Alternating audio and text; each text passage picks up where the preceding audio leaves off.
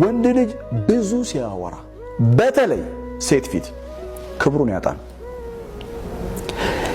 የወንድ ልጅ ሞገሱ ያለው በዝምታ ውስጥ ነው ወይም ጥቂት በማውራት ውስጥ ነው።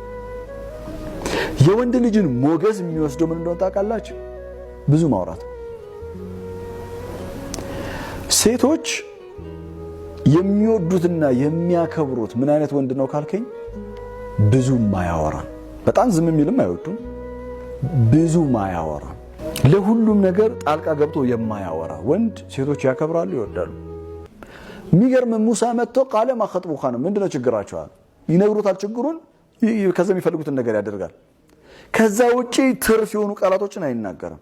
እና የሚገርምህ ነገር ይሄን በማድረጉ በሚቀጥለው ክፍለ ጊዜ በደንብ አብራራላችኋለሁ። አንደኛዋ ወደዋለች። ሴት ልጅ መውደድ ትችላለች። በነገራችን ላይ በአግባቡ መውደድ ትችላለች። የወደደችውንም ከቤተሰቧ ጋር ተስማምታ ማግባት ትችላለች። እና ከወደደችለት ነገር መካከል አንዱ ራሱን አክብሮ እንዲከበር ራሱን ያደረገ ስለሆነ ነው።